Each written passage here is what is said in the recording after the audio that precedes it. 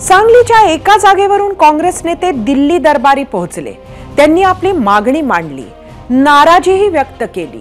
तर इकडे ठाकरेंनीही जागेवरची दावेदारी काही सोडलेली नाहीये। सांगलीच्या आखाड्यात महाविकास आघाडीच्या कोणत्या दोन पैलवानांवरून संघर्ष होतोय, पाहुयात सांगलीचा रणसंग्राम। ही गदा आणि गदेबरोबर मशाल घेऊन आपल्याला सांगलीतनं एक मर्द दिल्लीत पाठवायचा आहे। उद्धव ठाकरेंनी मातोश्रीतून ही घोषणा केली आणि मवियामध्ये गेली 4 वर्ष संयमी भूमिकेत असलेली काँग्रेस आक्रमक झाली। इतकी आक्रमक झाली की त्यावरून महाविकास आघाडीला तडा जाईल का असा सवाल उभा राहिलाय। गोष्ट आहे सांगली लोकसभा मतदारसंघाची। इथे भाजपने विद्यमान खासदार संजय काका पाटील यांना पुन्हा एकदा उमेदवारी दिली आहे। त्यामुळे मवियातून कोणता पक्ष ही जागा लढवणार याची प्रतीक्षा होती। पूर्वापार सांगली काँग्रेसकडे, पण उद्धव ठाकरेंनीही दावा ठोकला होता। त्यातच मोठं शक्ती प्रदर्शन करत डबल महाराष्ट्र केसरी चंद्रहार पाटील यांनी उद्धव ठाकरेंच्या शिवसेनेत प्रवेश केला। चंद्रहार पाटलांनी शिवबंधन बांधताच उद्धव ठाकरेंनी सांगलीतून त्यांची उमेदवारीही घोषित केली आणि काँग्रेस खवळली। 1962 पासून 2014 पर्यंत तब्बल 52 वर्ष सांगली लोकसभा हा काँग्रेसचा बालेकिल्ला राहिला। महाराष्ट्राचे माजी मुख्यमंत्री वसंतदादा पाटील यांचा वारसा त्यांचे पुत्र प्रकाश बापू पाटील यांनी पुढे चालवला आणि तब्बल 5 वेळा ते सांगलीचे खासदार बनले। प्रकाश बापू यांच्यानंतर त्यांचे पुत्र प्रतीक पाटील हे देखील सांगलीचे खासदार बनले। मात्र त्यानंतर प्रतीक पाटील यांचे बंधू विशाल पाटील यांना 2 वेळा इथूनच पराभवाचा सामना करावा लागला। आता तिसऱ्यांदा ते निवडणूक लढवण्याच्या तयारीत आहेत। त्याच विशाल पाटलांसाठी काँग्रेस आक्रमक झाली आहे। आता जुंपली आहे 3 पिढ्यांचा वारसा विरुद्ध 6 दिवसांचा गडी यांच्यात। आता जुंपली आहे नाना पटोले विरुद्ध संजय राऊत यांच्यामध्ये। आता जुंपली आहे शिवसेना उद्धव बाळासाहेब ठाकरे विरुद्ध काँग्रेस यांच्यामध्ये।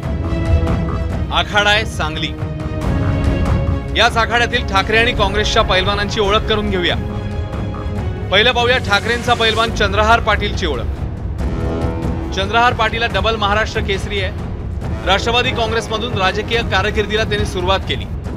माजी जिल्हा परिषद सदस्य आहे। मागील 2 वर्षात भव्य बैलगाडा शर्यतीने तो चर्चेत आलाय।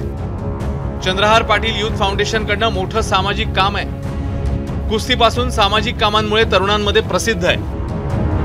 मला आता धाकधूक अजिबात वाटत नाही, कारण आम्ही त्याच्या पुढे गेलेलो आहे। आज उद्धव साहेबांनी ते सभा दिलेली आहे आणि एवढ्या मोठ्या प्रमाणात आम्ही सभा करणार आहोत। मातोश्रीमधनं शब्द आलेला आहे मला, त्यामुळे तो शब्द काय माघारी जाणार नाही याची मला पूर्ण खात्री आहे आणि हे होणारच आहे। त्यामुळे धाकधूक किंवा भीती ही आमच्या डिक्शनरीत नाही आमच्या। आणि आता राजकीय आखाड्यात उतरलेला काँग्रेसचा पैलवान कोण आहे ते पाहूया। त्याचं नाव आहे विशाल पाटील। विशाल पाटील हे माजी मुख्यमंत्री वसंतदादा पाटील यांचे नातू आहेत। माजी खासदार प्रकाश बापू पाटील यांचे ते तृतीय चिरंजीव आहेत। घरातच 3 पिढ्यांपासून रुजलेलं राजकारण।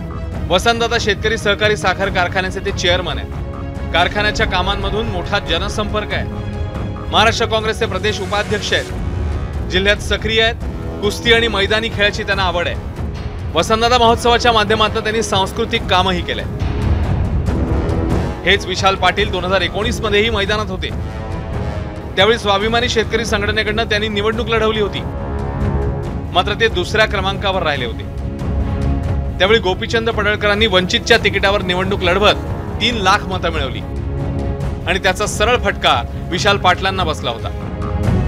तर यावेळी चंद्रहार पाटलांना वंचितने आधीच पाठिंबा जाहीर केलाय।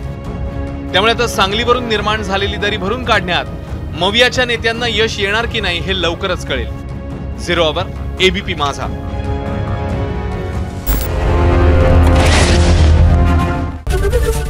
एबीपी माझा, उघडा डोळे बघा नीट।